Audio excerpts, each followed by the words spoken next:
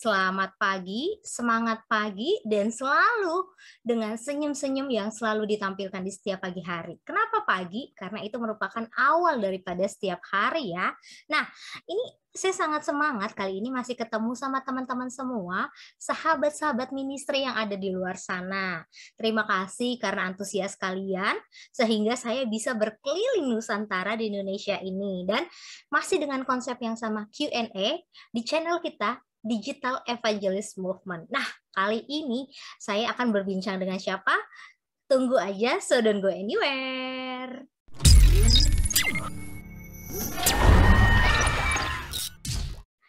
Oke, kembali lagi bersama saya Vina, pastinya di acara Q&A bersama pendeta. Tapi tadi saya belum kasih spoiler nih. Siapa sih kira-kira pendetanya? Tapi sebelum saya kasih bocoran sedikit pendetanya, please kalian jangan lupa untuk like, comment, dan subscribe channel kita Digital Evangelist Movement. Jadi jangan nunggu pakai nanti. Pastikan kalian like, comment, dan subscribe karena itu gratis ya. Jadi kalian akan jadi orang pertama yang akan mendapat notifikasi konten-konten kita yang terbaru. Oke, kali ini saya mau jalan-jalan ke daerah Kupang ini. Nah, ke daerah Kupang ya. Nah, tapi kira-kira ada yang tahu nggak ya kalau daerah Kupang tuh beda berapa jam ya? Nanti kita akan cari tahu. Jadi jangan kemana-mana, tetap stay tune, so don't go anywhere.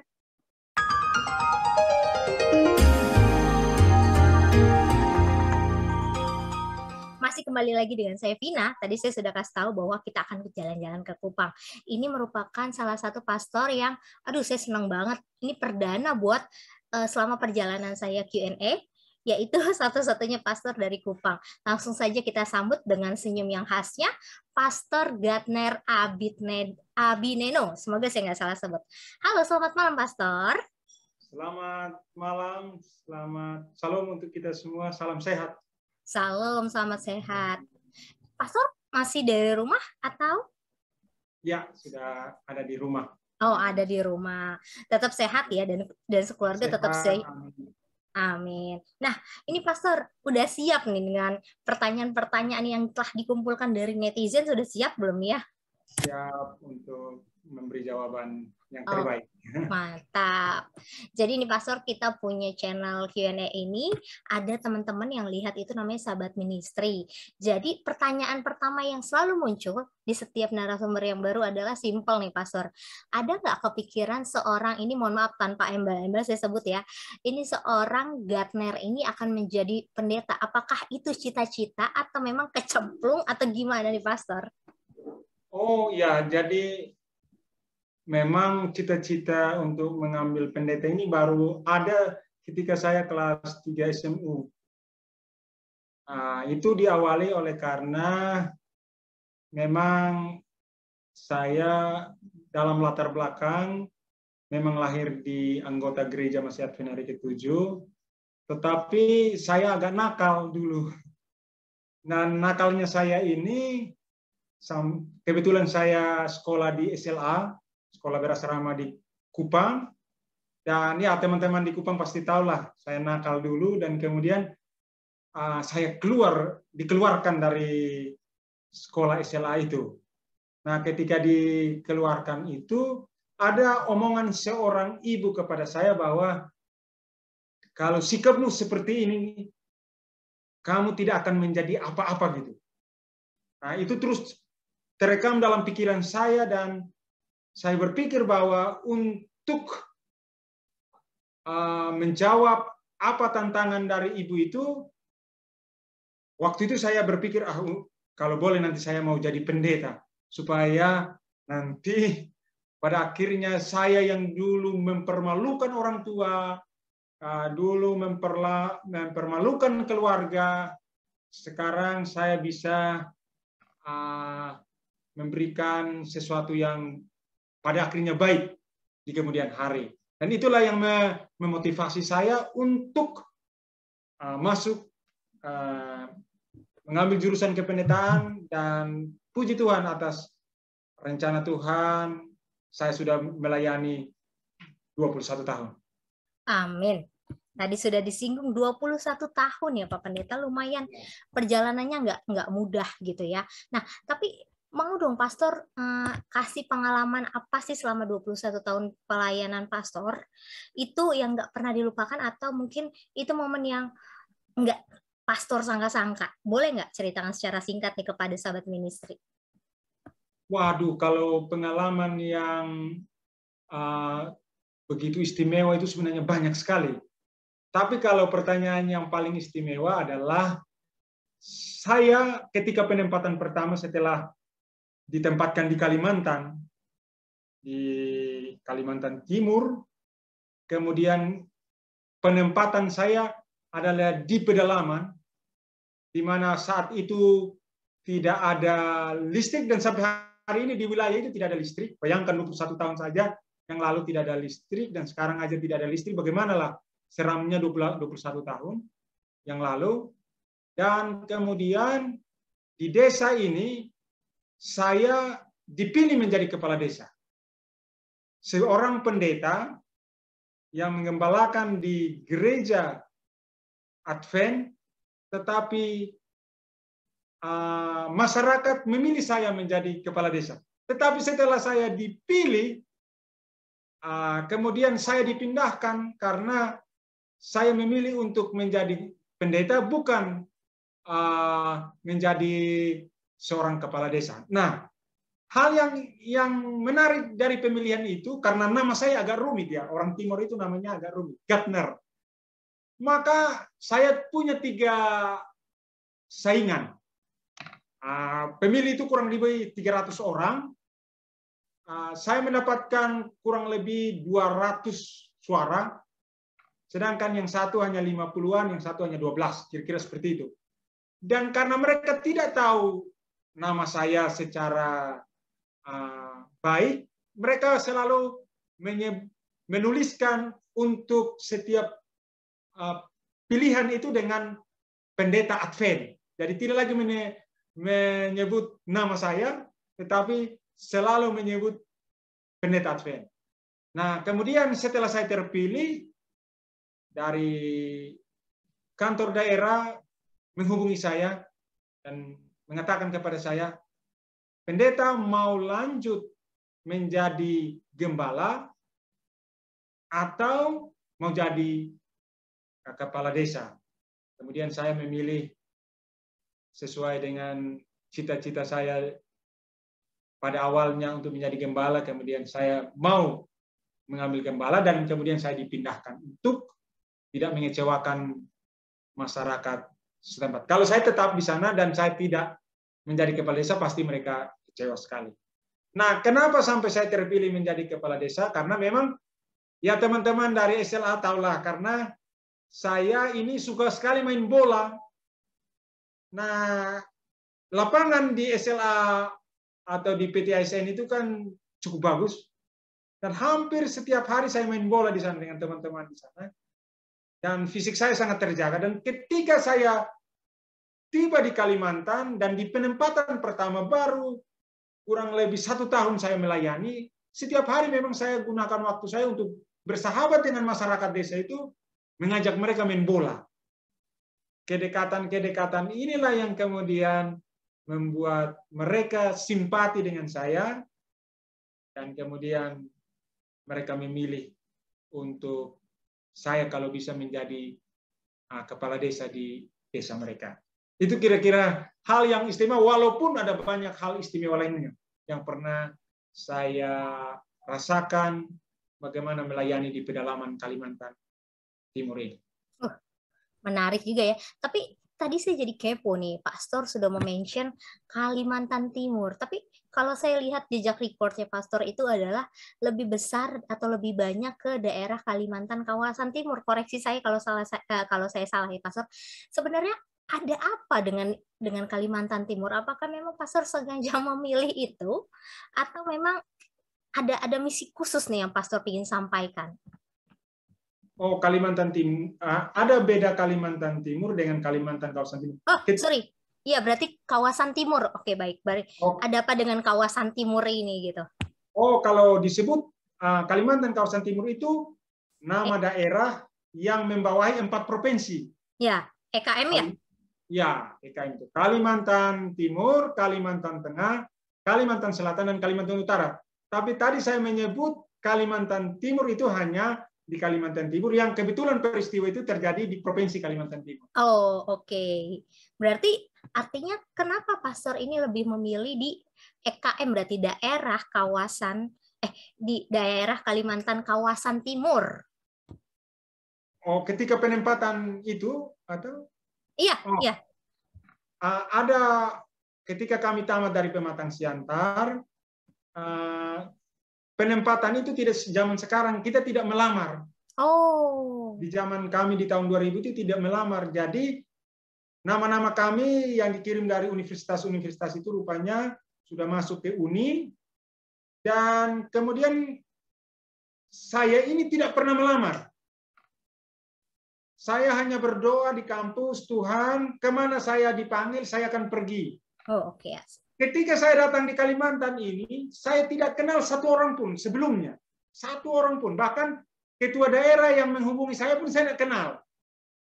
Jadi memang saya ketika hari di mana kami tamat dan teman-teman sudah mulai dipanggil, ada yang ke Sumatera Utara, Sumatera Tengah, ada juga yang dipanggil ke Jawa Tengah seperti Pendeta Edwin. Maka saya satu-satunya yang dipanggil ke Kalimantan. Dan waktu itu saya tidak melamar. Saya tiba-tiba dihubungi oleh seorang ibu di registrar di kampus. Katanya ini Gardner dipanggil ke Kalimantan Timur. Ini ada nomor. Kemudian saya hubungi nomor telepon itu, dan rupanya yang nomor telepon itu adalah ketua daerahnya. Saya waktu itu belum tahu di Kalimantan Timur atau Kalimantan Barat, karena Kalimantan kawasan Timur dan Kalimantan kawasan Barat. Jadi saya tanya, saya ke Kalimantan kawasan Timur atau Kalimantan kawasan Barat? Kemudian ketua daerah itu mengatakan kepada saya, Kalimantan kawasan Timur. Jadi kalau ditanya apakah saya memilih, tidak. Saya tidak pernah memilih tempat. Dan untuk awal penempatan sampai hari ini, saya belum pernah berpindah dari daerah Kalimantan kawasan Timur. Oke, berarti sudah terjawab ya, tidak ada secara khusus untuk melamar ke tempat itu. Nah, saya jadi kepo nih, Pastor. Kalau untuk pengenalan akan, kita lebih agak sedikit luas dulu ya, sebelum kita ke spesifik. Kalau untuk Kristen sendiri, ini mohon maaf, kalau untuk ya pengenalan akan Kristen sendiri itu di sana udah sejauh mana? Apakah mereka lebih apa namanya? Mereka lebih bukan lebih banyak ya, artinya mereka tahu kok tentang Kristen gitu. Tapi apakah untuk secara sempitnya, untuk perjalanan Advent itu sendiri sejauh mana? Apakah mereka banyak yang tidak tahu, atau memang justru mereka baru tahu, atau memang sebenarnya itu udah ada di mana-mana gitu? Ya, memang sejarah masuknya gereja Advent di daerah Kalimantan ini diawali di daerah Banjarmasin. Dan daerah itu namanya Kuala Kapuas.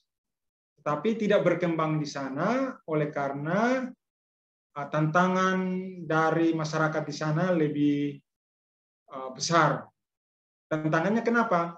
Saya melihat bahwa Kuala Kapuas, kota kecil ini, berdampingan dengan Banjarmasin, di mana Banjarmasin ini hampir 100% Muslim. Nah, itulah yang kemudian mempersulit kita untuk masuk dan melayani, dan akhirnya perjalanan penginjilan itu ke Kalimantan Timur.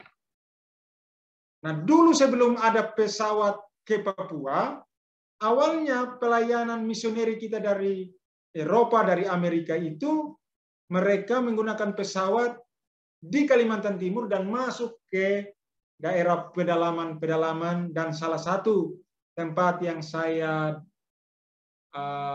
layani pertama itu, yang tadi saya sebut di mana saya terpilih menjadi kepala desa itu, adalah hasil daripada pelayanan melalui pesawat dulu, yang kemudian berkembang 2 desa di pedalaman ini, pelayanan Advent itu, dan kemudian tiba di desa ini, dan desa ini 50% daripada anggotanya menjadi anggota gereja Masjid Advent Hari Ketujuh.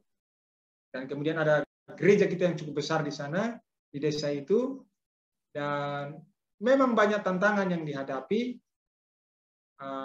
Tidak banyak putra daerah di sini yang menjadi anggota gereja. Karena begini, saya melihat ini agak berbeda karena kebetulan saya dari Timor, yang mana Kristen itu sudah mendarah daging gitu.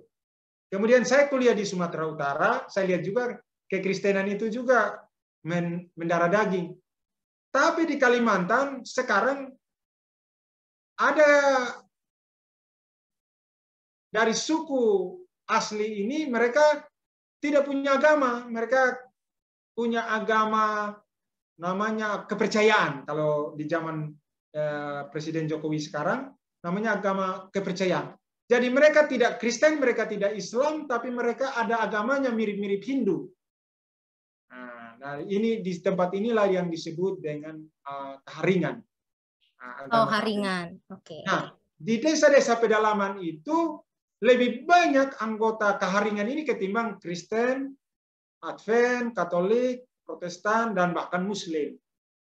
Jadi memang pada umumnya anggota kita yang kemudian bergabung dengan kita ini adalah anggota-anggota yang datang dari mereka yang punya kepercayaan Kaharingan. Jadi memang tantangannya lebih besar. Tapi karena Kalimantan adalah daerah tambang, tambang batu bara terbesar, tambang minyak, tambang emas, semua tambang ada di Kalimantan, pendatang kan banyak. Dari Sumatera, dari Manado, itu yang paling banyak. Kemudian ada banyak juga dari Timor, banyak juga dari Jawa. Itulah yang kemudian datang dan kemudian bergabung bersama-sama di Kalimantan ini. Dan pekabaran Tuhan bisa berjalan. Tapi di kota-kota itu kebanyakan pendatang. Hanya beberapa gereja kita yang di pedalaman itu yang memang suku asli. Tapi ada istimewanya bahwa di Kalimantan ini pernah di daerah yang saya layani ini bupatinya adalah anggota gereja Advent. Wah, luar biasa. Tapi Pastor, kemudian, oh ya, silakan. Sekarang ketua DPR-nya di kabupaten itu namanya Kabupaten Kutai Barat itu adalah anggota gereja Advent, ketua DPR. Oke. Jadi itu hasil dari penginjilan misioneri yang menggunakan pesawat di era tahun 70-an. Terima kasih. Oke. Jadi menarik ya. Mereka masih pakai transportasinya itu adalah kapal ya? Ya, kapal. Iya. Nah, tapi Pastor tadi, karena Pastor sudah mention tadi ada salah satu suku Kaharang kalau nggak salah saya dengar ya. Kaharingan. Oh, Kaharingan, sorry. Kaharingan. Ini kepercayaan. Iya, sorry. Kepercayaan Kaharingan, ya. Artinya dia bukan kepercayaan secara khusus ya. Maksudnya yang berbau agama. Nah, tapi gimana, saya bilangnya apa ya? Gimana metodenya untuk mengenalkan mengenalkan Kristen atau Yesus di mereka yang tidak punya, mereka yang disebutnya kepercayaan Kaharingan ini? Ada nggak metode di sana, waktu pendekatannya seperti apa? Karena kan kalau ya kita tahu tadi yang Pastor bilang, suku itu kan agak lebih strict ya, lebih deep, apalagi itu sukunya mereka sendiri, pedalaman itu sendiri. Itu gimana Pastor? Metode apa yang Pastor dan tim lakukan untuk mendekati daripada kepercayaan Kaharingan ini? Ya, memang kebetulan saya melayani di era yang tidak secanggih sekarang ya. Secanggih sekarang. Kalau sekarang ketika kita melayani lebih sulit ke mereka ketimbang dulu. Kenapa? Karena dulu fasilitas listrik belum ada di sana. Dulu itu di era kami dan di tahun 1900-an itu listrik tidak ada. Kemudian film tidak ada. Kemudian fasilitas internet seperti kita sekarang ini tidak ada. Dan gereja kita datang dengan membawa listrik, ber-KKR, dan putar film-film di desa-desa, dan begitu banyak orang datang. karena mereka belum lihat itu, karena mereka sangat di pedalaman. Kalau kita dari kota Samarinda ke pedalaman yang pernah saya alami ini, kita harus naik kapal itu 1 hari 1 malam. Baru tiba di tempat itu. Menyusuri Sungai Mahakam yang luas itu. Nah, mereka karena begitu terpencil, bahkan di antara mereka belum pernah lihat laut. Bayangkan, laut saja benda pernah dilihat. Di zaman itu, televisi pun tidak ada. Maka ketika gereja Advent datang membawa KKR waktu itu, biasa kita KKR tidak 3 hari sama seperti sekarang ini. KKR-nya bisa 2 minggu, 1 minggu. Dan itu selalu membawa genset untuk listrik dan kemudian memutarkan film-film rohani. Dan karena mereka di pedalaman dan tidak banyak tontonan yang mereka bisa nonton dan melihat bahwa KKR itu begitu menarik, maka banyak yang datang dan kemudian setelah mendapatkan kebaktian kebangunan rohani, pelayanan kesehatan, dan kemudian banyak sumbangan-sumbangan sosial yang kita bawa dari kota-kota di Kalimantan inilah yang membuat mereka akhirnya tertarik dengan gereja kita dan kemudian mereka menjadi anggota gereja Masjid Hari Ketujuh. Itu, tetapi sekarang tidak lagi karena fasilitas listrik sudah ada, televisi sudah ada, fasilitas internet sudah ada, mau nonton apa aja. Jadi kalau kita buat KKR di sana malah tidak datang lagi orang. Karena sudah modern itu ya. Karena sudah modern. Kenapa kita dulu begitu banyak yang kita dapat menangkan menjadi anggota gereja?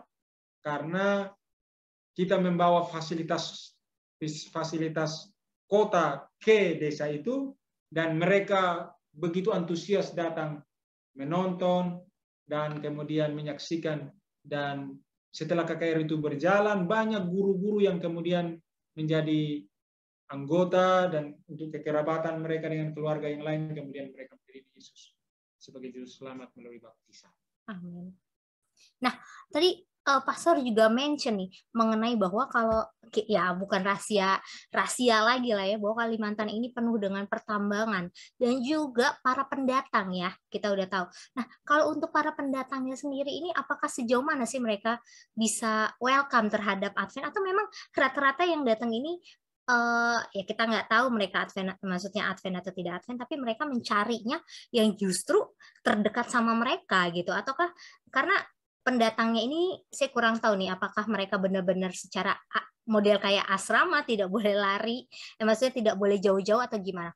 Boleh kasih pandangan terhadap orang-orang pendatang ini tuh, Pastor?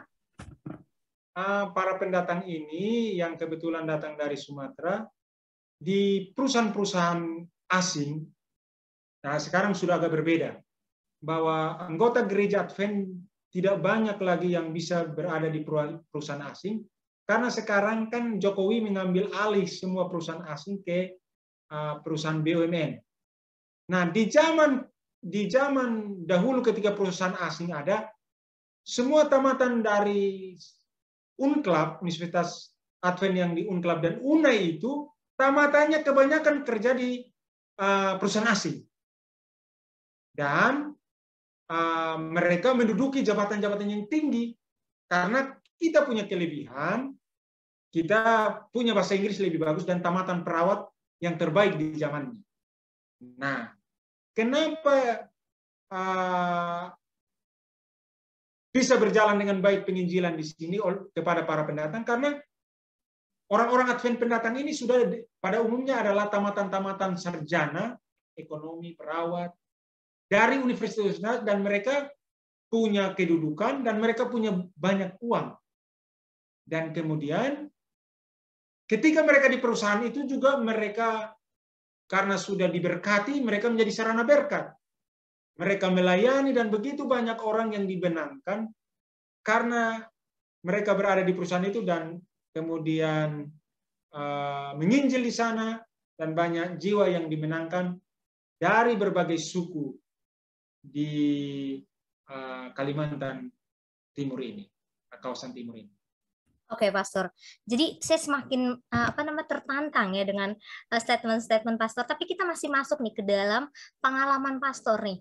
Nih saya menemukan fakta bahwa Pastor itu pernah bukan memimpin ya, maksudnya di Departemen Rumah Tangga Anak-anak dan ada bahasa legal daerah Kalimantan kawasan Timur.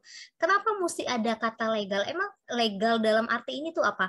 Dan itu dulu sih. Nanti soalnya banyak sekali nih tentang departemen ini. Silakan Pastor. Oke, legal ini kita Gereja Masihat Penari ke-7, setiap daerah dan uni itu punya legal yang mengurusi masalah hukum, yang mengurusi masalah aset, mengurusi masalah tenaga kerja di kita, itu kita tangani. Jadi salah satu departemen ketika saya melayani 4 atau 5 tahun yang lalu itu, saya dipercayakan untuk membidangi legal, di mana urusan-urusan tanah, urusan-urusan hukum dari gereja kita itu kita tangani, walaupun saya tidak berlatar belakang sarjana hukum. Tapi kemudian saya berusaha untuk mengambil kuliah hukum. Jadi ada waktunya saya sempat kuliah hukum. Nanti ini saya akan lanjutkan setelah sekarang saya jadi gembala. Karena ketika saya berada di pelayanan departemen itu, saya harus melayani ke 4 provinsi. Nah, di Indonesia ini daerah yang paling besar itu daerah Kalimantan kawasan Timur ini. Dan perjalanan itu ribuan kilo dari pusat kita, pelayanan kita di Balikpapan. Yang paling jauh itu berbatasan dengan Nunukan, Malaysia. Yang kemudian yang paling selatan itu berbatasan dengan Ketapang, Kalimantan Barat. Dan itu 1.200 kilo dari Balikpapan. Itulah yang kemudian sempat saya ambil pendidikan hukum di Balikpapan, tetapi kemudian karena waktu tidak cukup, karena kesibukan perjalanan yang begitu jauh, akhirnya saya hentikan, dan setelah saya sekarang untuk 2 bulan terakhir ini tidak lagi menjadi melayani departemen, saya berencana untuk melanjutkan itu. Jadi di organisasi kita ada legal di semua daerah di Indonesia ini, di setiap daerah. Oh, berarti artinya itu agak bukan sama dengan, saya pikir Departemen Rumah Tangga Anak-anak legal, artinya anak-anak di sana banyak yang terlantar, ternyata nggak begitu ya konsepnya ya.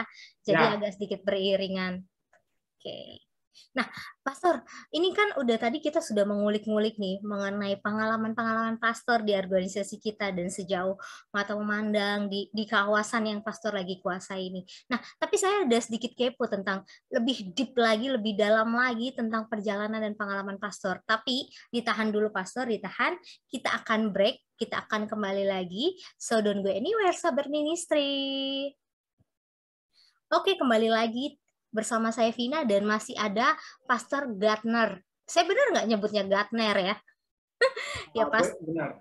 Oh benar ya, dengan Pastor Gardner. Nah, tadi kita sudah bertanya mengenai perjalanan selama kurang lebih 22 tahunnya Pastor ya dalam sebagai seorang hamba Tuhan. Nah, saya mau kali ini kita mau sesi lebih deep lagi nih Pastor.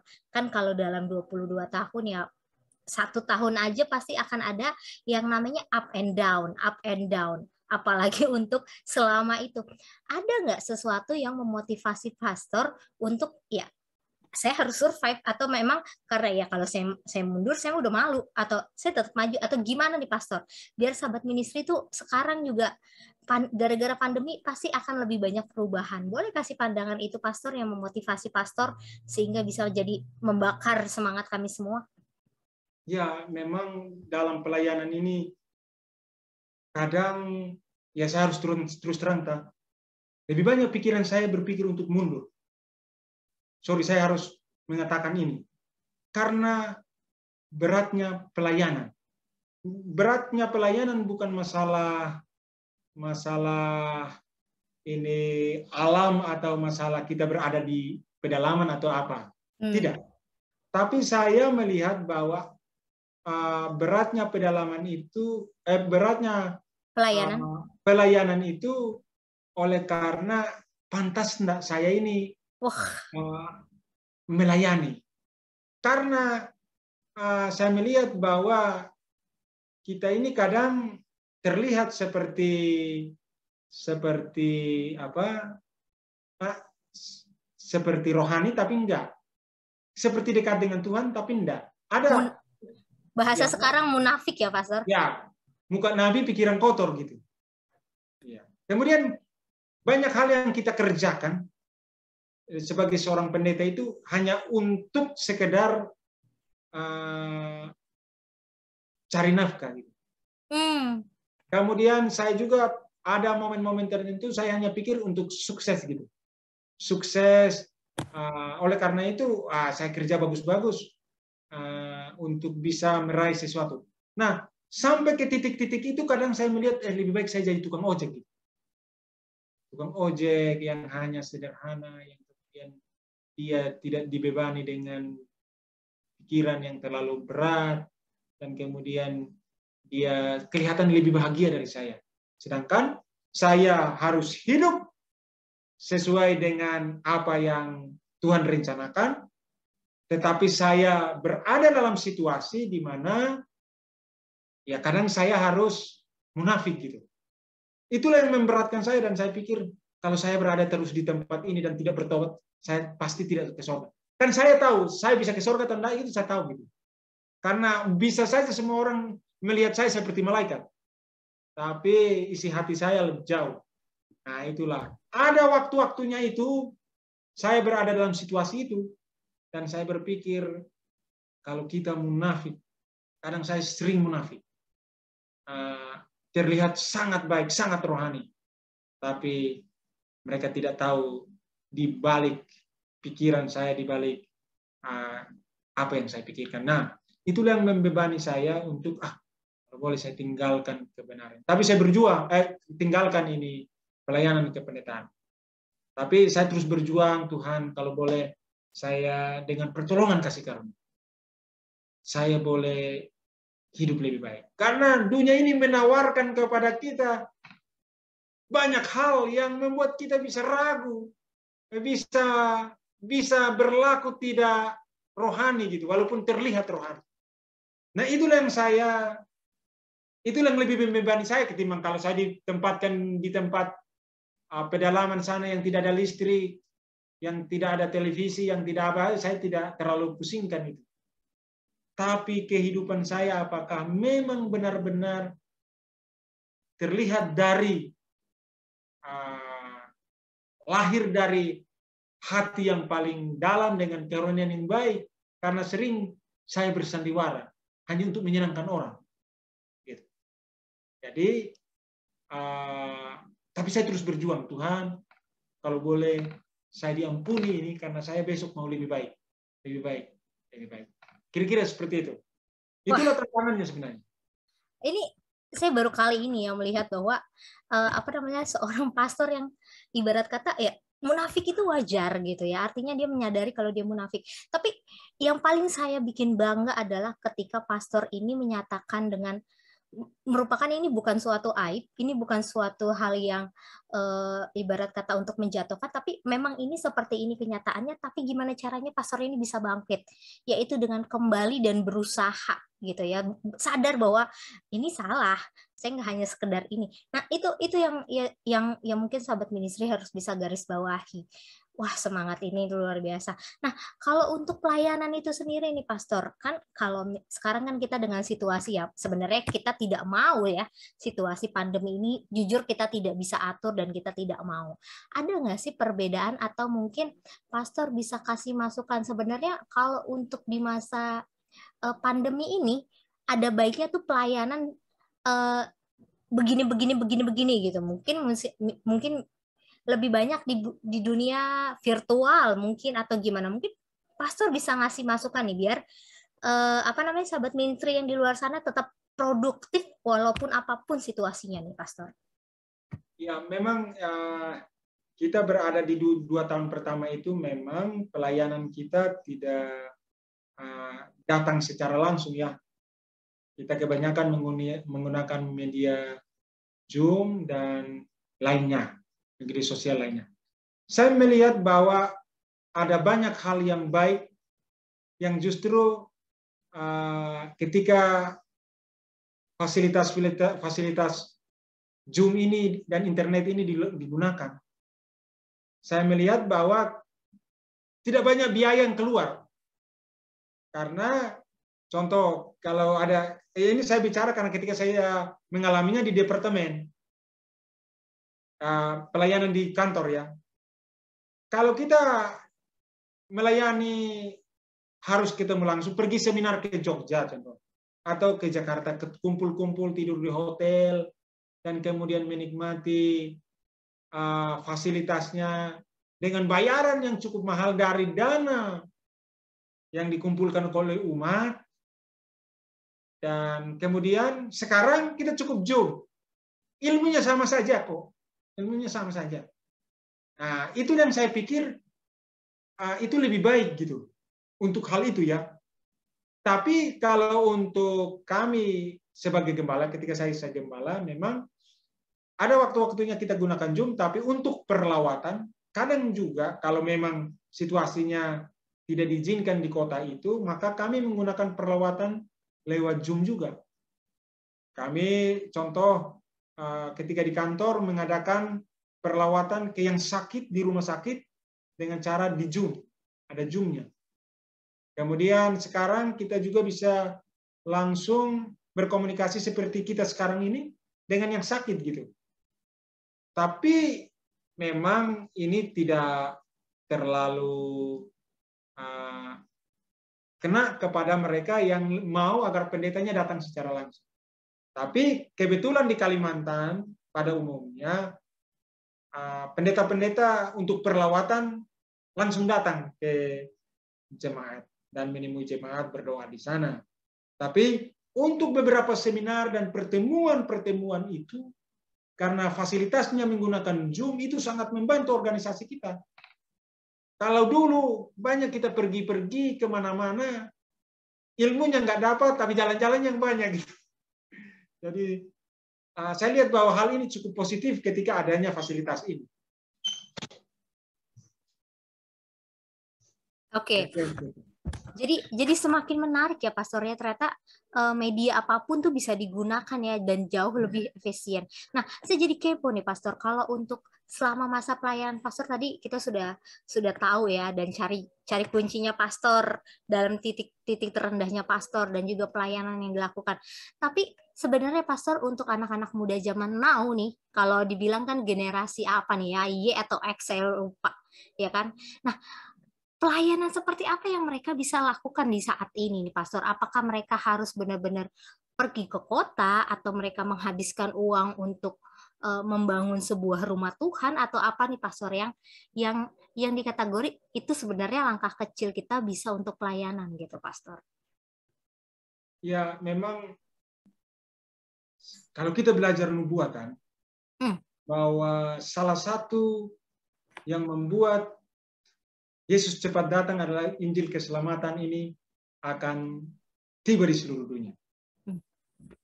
Ketika fasilitas internet dulu belum ada, maka saya berpikir itu Yesus pasti akan lama datang, karena mereka yang ada di ujung-ujung dunia itu susah dijangkau.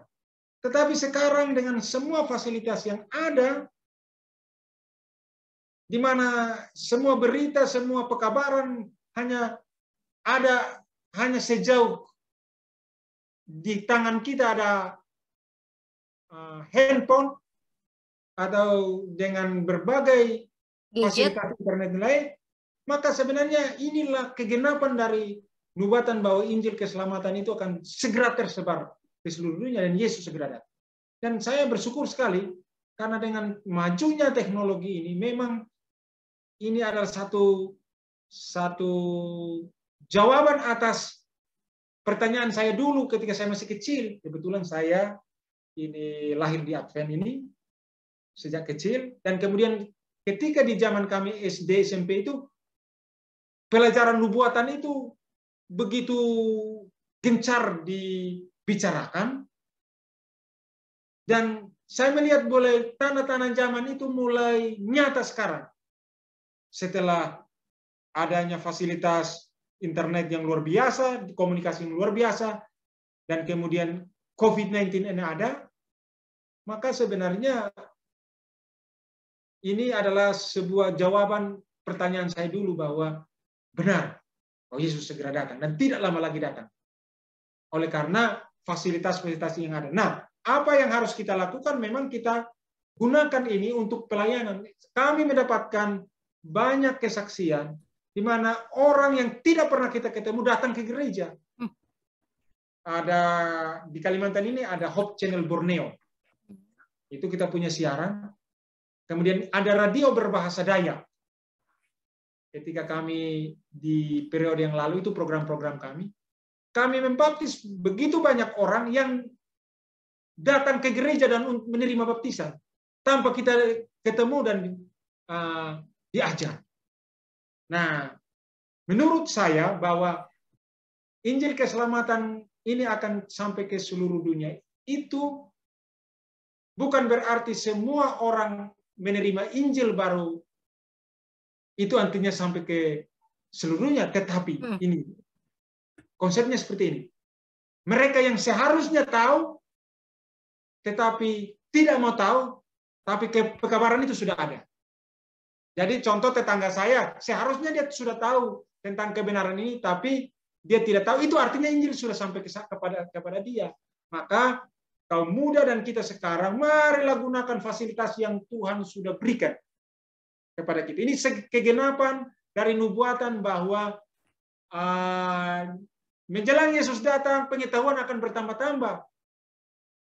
Dan fasilitas yang kita nikmati sekarang ini adalah fasilitas yang akan mempercepat kedatangan Yesus. Amin. Dengan demikian, ya kita hidup di dunia ini, apa lagi yang kita cari?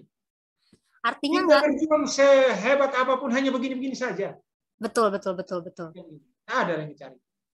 Yang saya pikirkan sekarang bagaimana kita segera tinggalkan dunia yang berdosa ini. Karena sehebat apapun kita berjuang, hanya sebegini. Makan cukup, pakaian cukup, cukuplah. Karena semua disediakan ya, Pastor ya? Sudah ada. Oke. Nah, Pastor, saya jadi kepo nih. Tadi Pastor sudah menjabarkan tentang apa yang pengalaman Pastor nih. Saya suka sekali sharingnya Pastor ini. Nah, tapi mau dong Pastor dibagiin ke sahabat ministry. Pastor ada metode sendiri nggak sih dalam pelayanan? Misalnya, kalau buat saya yang penting, kalau buat pelayanan misalnya harus bangun pagi, atau treatmentnya harus seperti ini, atau yang penting baca Alkitab aja dulu, atau gimana? Boleh kasih pandangan nggak Pastor ke sahabat ministry ini? Ya, memang saya pasti doa pagi itu ada untuk pribadi kita, bahkan doa sebelum tidur juga ada. Kemudian kita menjadi pendeta itu perlu belajar banyak. Nah, sekarang fasilitas belajar ini tersedia begitu luas. Dulu kan kita harus beli buku gitu. Sekarang ini kalau kita mau khotbah bagus, kalau kita mau apa saja, ilmu ada di fasilitas internet ini. Maka kita membekali diri dengan baik untuk bisa menyampaikan pekabaran, dan anggota-anggota kita kan tidak lagi, kita para pendeta harus sadar ini, bahwa jangan sampai khotbah di YouTube itu lebih menarik daripada khotbah kita, sampai orang lebih nonton YouTube aja lah gitu daripada mendengar khotbah pendeta, karena fasilitas di YouTube itu luar biasa, khotbah hebat-hebat di sana.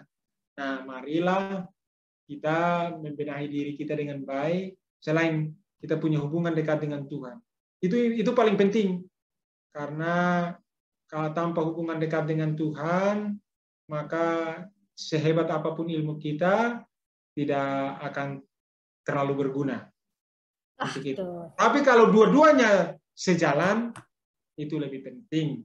Dan kemudian sebenarnya hidup kita ini harus kita contohkan kehidupan baik, kehidupan benar. Kita harus menjadi teladan. Kita nggak boleh pelit. Kita harus suka memberi.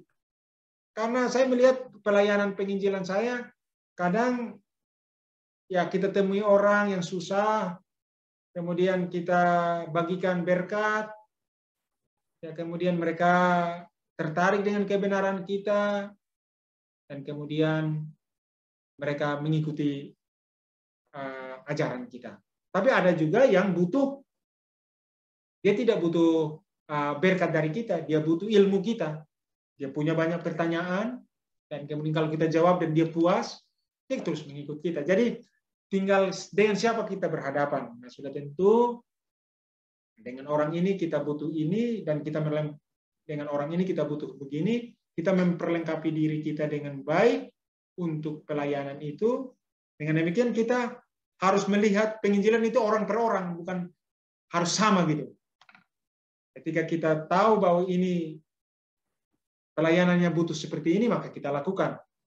Kira-kira seperti itu. Itu yang bisa saya lakukan. Dan banyak cara. Kadang kita tidak menginjil juga orang datang sendiri. Hanya melihat hidup kita juga orang datang sendiri. Saya pernah punya pengalaman. Kebetulan saya pernah melayani di satu kota di Kalimantan Tengah. Dan kemudian setelah hari Sabat saya melayani di penjara. Ada waktunya seorang yang di penjara ini dibaptis, dan setelah beberapa tahun masa tahanannya selesai, dia terus mau keluar tapi tidak punya saudara karena dia merantau dari Timor. Maka dia datang ke rumah saya. Banyak orang yang bilang sama saya, pendeta jangan terima itu karena kasusnya itu dulu membunuh. Bagaimana dia mau tinggal dengan pendeta? Bahaya itu. Nah, waktu itu saya hanya tinggal dengan istri. Dan kemudian istri saya kebetulan waktu itu seorang perawat dan kemudian bekerja di rumah sakit. Nah, dia kemudian datang, kemudian ada satu kamar yang tidak digunakan oleh gereja, kemudian dia di sana dan tinggal bersama-sama dengan kami. Saya mencarikan dia pekerjaan, akhirnya dia bekerja dan puji Tuhan, sekarang dia sudah. Tetapi ada tetangga kami yang melihat itu, dan setelah melihat peristiwa itu, dia kemudian datang kepada saya, pendeta kalau boleh saya dibaptis. Karena pendeta melayani orang jahat gitu. Dia seorang muslim. Dan puji Tuhan, dia menjadi anggota gereja kita sampai hari ini. Hanya karena melihat kita melayani orang lain. Akhirnya yang keluar dari penjara bisa berada dalam kebenaran, yang melihat kita melayani yang di penjara ini, akhirnya juga menerima kebenaran. Dan dia punya keluarga, akhirnya dibawa ke dalam kebenaran ini. Dan dari antara mereka, banyak orang dari antara mereka yang kemudian menjadi umat Tuhan. Jadi memang metodenya beda-beda. Kepada siapa kita menginjil, kita perlu tahu, dan kita perlu menggunakan cara yang tepat untuk itu. Terima kasih. Mantap banget ya. Tapi tadi saya suka tuh tadi pastor itu meng-highlight bahwa kita harus pinter baca situasi dengan siapa kita mau melayani ya.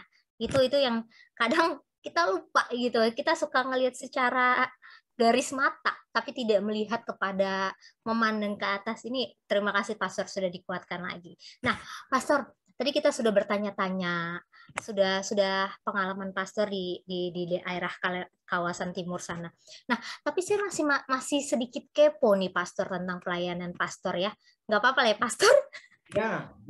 Oke, saya sedikit kepo nih tentang pelayanan pastor. Ada nggak sih hal-hal yang ini koreksi saya kalau agak saya salah ya. Karena kan di daerah kawasan pastor Kalimantan itu kan masih agak lebih kental sukunya, lebih kental budayanya mereka. Bagaimana itu menghadapinya gitu, pastor? Dan pastor mengajak orang-orang untuk bisa, oke, kita sebagai orang Advent harus bisa A, B, C, D, dan E gitu. Strategi khususnya ada nggak sih, pastor? Ya, kebetulan saya memang berlatar belakang dari Nusa Tenggara Timur, dari Timor sendiri. Kemudian saya belajar banyak di Sumatera Utara ketika kuliah di Perguruan Tinggi Advent Suria Nusantara. Dan kemudian saya ditempatkan di Kalimantan. Memang ada beberapa tradisi di 3 daerah ini, Kupang, di Sumatera dan di Kalimantan ini tidak bisa diterima gereja. Terima gereja. Nah, pandangan luar melihat bahwa kita Advent ini fanatik gitu. Kalau dilihat dari pandangan luar, karena beberapa hal orang Advent itu tidak mau sama sekali. Contoh di Nusa Tenggara itu orang tidak boleh makan sirih pinang. Apa itu, Pastor? Sirih pinang? Nah itulah, itu ada budaya makan sirih pinang, sirih dan pinang. Oh, oke. Ya itu tidak dimakan di daerah Kalimantan dan tidak dimakan di daerah Sumatera. Tapi itu menjadi perda di sana bahwa orang Advent tidak boleh makan sirih pinang yang dicampur dengan ini kapur. Karena itu sangat berbahaya untuk kesehatan. Dan itu ada aturannya. Namun budaya di sana, kalau kita mau datang ke rumah orang, itu yang menjadi hidangan pertama. Itu tanda selamat datang kepada kita. Tapi kita harus tegas gitu, bahwa itu mengganggu kesehatan kita dan kita tidak terima itu. Itu di Nusa Tenggara. Nah, kemudian kalau di Kalimantan ini memang ada budaya-budaya, contoh budaya belian. Nah, belian ini kalau orang sakit tidak dibawa ke dokter, tapi dibawa ke tabib dan dia menari-nari gitu, memanggil arwah-arwah. Oh, oke. Nah, tapi itu terjadi dulu. Tapi karena sekarang beberapa gereja selain Advent ini juga tidak menerima itu, akhirnya memang agak lebih mudah kita. Nah, suku Dayak ini adalah suku yang mudah menerima perubahan. Berbeda dengan Nusa Tenggara dan di Sumatera. Karena kenapa? Sekarang penduduk yang paling banyak di Kalimantan ini adalah pendatang, bukan suku asli. Jadi berbagai suku datang dan kemudian membawa gayanya masing-masing. Dan suku Dayak ini terbiasa untuk menerima perubahan-perubahan, maka mereka tidak terlalu tidak terlalu sulit untuk meninggalkan itu setelah mereka mengenal kebenaran. Gitu. Nah, inilah keistimewaan di Kalimantan. Jadi ya awal-awalnya memang ada hal yang paling sulit di Kalimantan hanya itu saja, bahwa kadang suku asli ini dia sakit, dia kebelian, tapi kalau dia sudah jadi Advent jarang saya lihat orang pergi kebelian lagi. Amin. Ya, gitu. Sedangkan yang lain tidak ada masalah. Tantangannya tidak hanya masalah di Kalimantan adalah karena perusahaan-perusahaan banyak anggota gereja kita yang masih bekerja pada hari Sabat. Oh, I see. Itu jadi tantangan. Betul. Karena perusahaan menuntut, tapi ya hal itu sudah mulai berkurang karena kerja 5 hari ini kan semula diterapkan di Indonesia.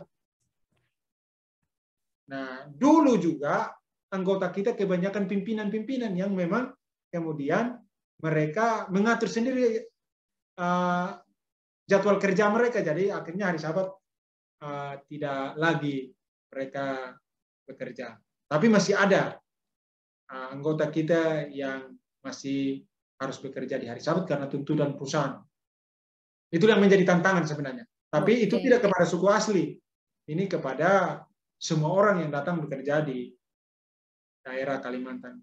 Betul.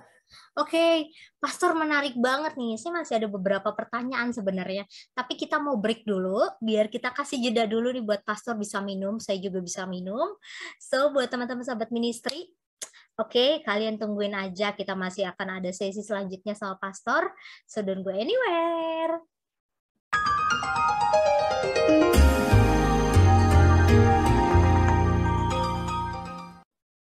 Oke, comeback again bersama saya Vina dan juga Pastor Gatnar. Kita akan melanjutkan pertanyaan yang tertunda. Pastor, ini kan kurang lebih sudah sampai nih di penghujung acara. karena memang ya kita keterbatasan waktu ya. Tapi saya pingin banget nih Pastor, bagi-bagi dong Pastor tipsnya ke anak-anak muda atau pesan apa yang pingin Pastor sampaikan ke anak muda biar mereka itu jangan sampai salah arah apapun situasinya dan juga mungkin bisa menambah semangat mereka Pastor. Ya, untuk orang-orang muda, hidup ini tidak perlu diragu gitu terhadap penyertaan Tuhan. Saya datang ke Kalimantan ini hanya bawa 5 baju, 4 celana, dan beberapa beberapa buku serta ada Alkitab saya di satu tas. Tapi saya sudah melihat kemurahan Tuhan berlaku dalam kehidupan saya luar biasa. Saya sangat diberkati oleh Tuhan. Nah, banyak peristiwa masa lalu saya di mana saya melihat Tuhan begitu baik kepada saya. Itulah yang meyakinkan kepada saya untuk tidak perlu ragu untuk hidup bersama Tuhan itu. Tidak perlu. Jangan pernah takut untuk susah, tidak punya pekerjaan. Jangan pernah takut. Karena Tuhan menyiapkan semua pekerjaan. Kebetulan di Kalimantan ini ada banyak pekerjaan. Ya, jadi tidak sulit cari uang di Kalimantan ini. Kepada teman-teman yang kalau mau ingin datang di Kalimantan. Kebetulan di kota kami ini sebentar lagi kan sedang dibangun ibu kota negara baru. Ini hanya berjarak kurang lebih 30 km dari kota. Hanya 30 km. Itu sudah kita di ibu kota baru. Nah, orang-orang muda yang saya lihat dalam pengalaman saya dan pengalaman orang-orang muda di sini, yang penting setia. Rajin, kemudian aktif di gereja, jujur, cukup. Tidak perlu terlalu pintar juga, nggak apa-apa. Karena saya lihat bahwa justru yang tidak terlalu pintar di saat kuliah itu, sekarang mereka yang menjadi orang-orang sukses. Walaupun pintar penting. Karena memang orang pintar itu susah diatur. Gitu. Tapi yang mereka yang setengah-setengah pintar itu, saudara-saudara, ya pintar juga penting. Setengah-setengah pintar itu, yang penting setia, yang penting jujur, yang penting rajin, maka Tuhan akan melimpahkan berkat-Nya. Saya berpikir yang umat Tuhan saja diberkati, apalagi kita umat Tuhan yang tiap hari berdoa. Itu jadi kalau ada umat Tuhan yang tidak diberkati, saya ragu juga apakah memang Bapak umat Tuhan atau tidak gitu. Karena saya bayangkan yang enggak umat Tuhan saja, enggak pernah berdoa saja dilimpahi berkat. Apalagi kita yang tiap-tiap hari adalah anak-anak Tuhan yang berdoa, yang menyerahkan diri. Tapi mungkin kita rajin berdoa, rajin ibadah, tapi kita malas. Mungkin kita juga tidak jujur. Sehingga orang tidak mau memberikan pekerjaan kepada kita. Ya, itu yang saya lihat. Jadi memang kalau kita jujur, kita rajin, kita setia sama Tuhan, kalau itu tidak berhasil lagi, itu tidak masuk akal. Menurut saya. Sorry, saya bahasakan itu dengan bahasa orang muda supaya Betul. Lebih mengerti. Dimengerti. Jadi itu konsep hidup. Dan pengalaman saya yang datang hanya bawa 5 baju sekarang. Saya seorang pendeta dan Tuhan berkati saya. Ya, yang saya dimaksud dengan berkati cukup makan, cukup pakaian, cukuplah. Gitu ya. Saya mungkin nggak diberkati punya rumah 2M, tidak. Tapi menurut saya sudah cukup ini. Saya sudah cukup makan, cukup pakaian, cukuplah. Tapi kalau ada yang diberkati dengan rumah 2M, ya silahkan saja. Itu berkatnya untuk yang lain. Kalau pendeta mau punya rumah 2M, ya jangan jadi pendeta. Nah, karena pendeta itu memang jalan hidupnya hanya begini. Kalau pendeta jalan hidupnya mau punya rumah 5M, mobilnya ini Hammer, nah itu bukan jalan hidup. Tapi maksud kita adalah bahwa ketika kita setia kepada Tuhan, ketika kita diberkati, ketika kita jujur dan kita rajin, Tuhan akan berkati. Orang muda jangan takut untuk hidup ini. Yang penting itu saja. Amin. Tuh, sahabat ministry, tadi dibilang, jangan takut, dan itu sudah dimention 3 kali. Selama penjelasan pastor sudah dimention 3 kali. Artinya ini adalah sesuatu yang serius. Jadi jangan takut, jangan malas, dan juga harus juga ibarat kata harus jujur. Tadi pastor itu udah bilang. Jadi buat teman-teman, dan ada satu lagi tadi yang saya dapat adalah manfaatnya dengan cerita sharing sama pastor ini, bahwa di tempat pastor, di daerah pastor banyak pekerjaan. Jadi yang penting kalian jujur, nggak males, dan jangan takut. Tuhan yang akan sediakan. Aduh, pastor, terima kasih banget. Ini sangat membantu sekali sharing-sharingnya. Tapi karena keterbatasan waktu, sayang banget, tanpa terasa nih kita harus undur diri nih, pastor. Tapi semoga pastor tidak kapok ya sama pertanyaan-pertanyaan yang ada. Saya senang sekali bisa berbagi, dan jika dalam penyampaian saya ada hal-hal yang kurang berkenan, mohon maaf. Tapi dari ketulusan hati yang paling dari saya bicara apa adanya ya. Betul. Kalau ada yang menyinggung daerah atau menyinggung tempat, kan saya sangat terbuka, jadi bisa saja banyak yang tersinggung dengan perkataan saya, tapi saya apa adanya.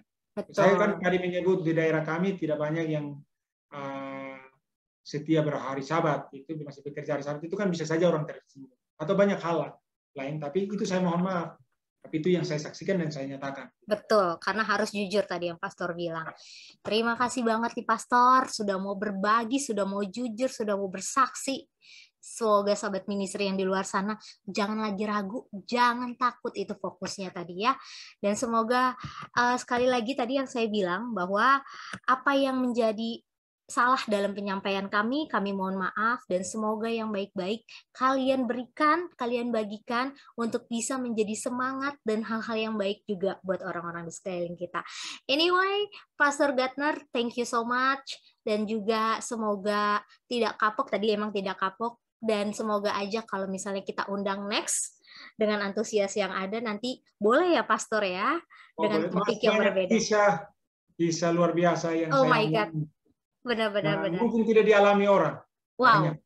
Nah, nanti kita tunggu ya. Jadi buat sobat ministry, jangan kemana-mana. Nanti tunggu aja di channel-channel berikutnya. Nanti kita akan tentukan waktu kita dengan Pastor Gardner ya. Thank you banget Pastor Gardner. Selalu sehat. Semoga pelayanannya juga dibaik-baikan saja, dilancarkan ya. Salam buat keluarga sama anak-anaknya. Oke, sahabat ministry, itu tadi kita sudah Q&A juga bersama Pastor Gardner Abineno. Jadi kalau mau main-main ke kawasan, tadi disebut Kalimantan, ada kawasan Timur, nanti boleh ya hubungin Pastor Gardner nanti. Nah, buat teman-teman atau buat para pendeta di luar sana, mau muda, mau senior, kalau kita undang, please jangan nolak. Karena sharing kalian itu sangat berguna buat orang-orang yang mendengar di sini. Karena berkat kalian kita nggak ada yang tahu ya. Berkat kalian itu bisa menyelamatkan kesusahan seseorang ya. Jadi buat kalian pendeta yang di luar sana, tunggu invitation kami ya. Oke, buat sahabat ministry juga, terima kasih sudah stay. Terima kasih sudah mendengarkan ini sampai akhir. Tetap jaga kesehatan, perkuat iman, pertebal juga imun kalian. Dan sampai ketemu di selanjutnya. Saya Vina, mohon pamit undur diri. Tetap di Digital Evangelist Movement. Bye!